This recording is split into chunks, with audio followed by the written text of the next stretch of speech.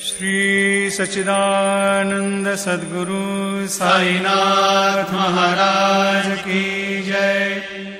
जोडूनिया कर चरणी ठेविला माथा, परिसावी विनंती माझी पंढरीनाथा।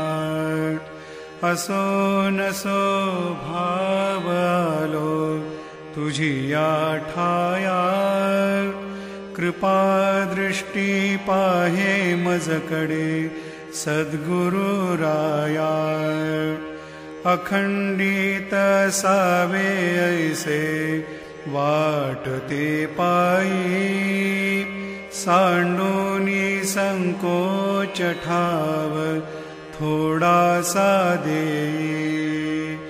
तुका म्हणे देवा माझी वेडी वाकुडी, नामे भव पाश हाते आपुल्या तोडी। काकड आरती करीतो साईनाथ देवा, चिन्मय रूप दाखवी घेऊनी बालक लघु सेवा। काम क्रोध मद मत्सर आटुनी काकडा केला, वैराग्याचे तूप घालुनी मी तो भिजविला। साईनाथ गुरु भक्ती ज्वलने तो मी पेटविला, तदरुत्ती जाळुनी गुरुनी प्रकाश पाडिला। द्वैत तमानासुनी मिळवी तत्स्वरूपी जीवा, चिन्मय रूप दाखवी घेऊनी बालक लघु सेवा।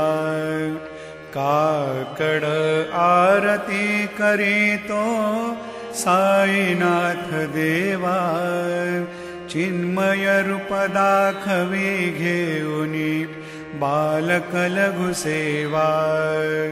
भूखे चरव्या पुनी अवघे हृत्कमली राहशी, तोची दत्त देव शिरडी राहुनी पावसे।